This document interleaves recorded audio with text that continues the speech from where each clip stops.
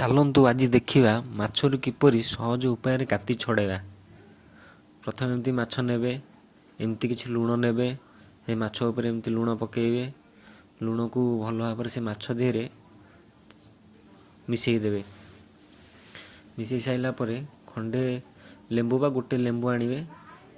ଆଣିକି ସେଇ ମାଛ ଉପରେ ଚିପୁଡ଼ିକି ତାକୁ ଭଲ ଭାବରେ ଯେମିତି ଲୁଣ ମିଶାଇଥିଲେ ସେମିତି ଲେମ୍ବୁକି ବି ସେ ମାଛ ଦେହରେ ମିଶାଇ ଦେବେ ଲେମ୍ବୁ ପାଣିକି।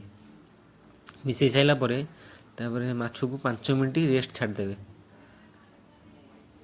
5 ମିନିଟ୍ ପରେ ସେ ମାଛକୁ କେମିତି କାତି ଛାଡ଼ୁଛି ଆରାମସେ ଏବେ ଦେଖିବା।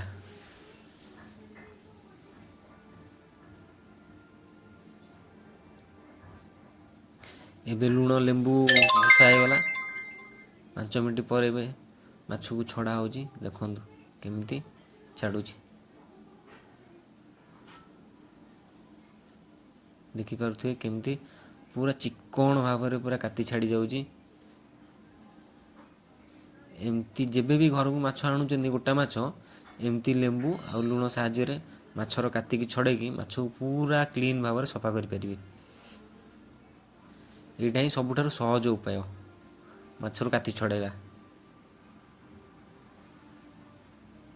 ଦେଖିପାରୁଥିବେ କେମିତି ମାଛରୁ କାତି ଛାଡ଼ି ଯାଉଛି ସବୁ। ଏବେ ଦେଖନ୍ତୁ ମାଛରୁ ପୁରା କାତି ଛାଡ଼ି ମାଛ ପୁରା କ୍ଲିନ୍ ହେଇଯାଇଛି। ଦେଖନ୍ତୁ।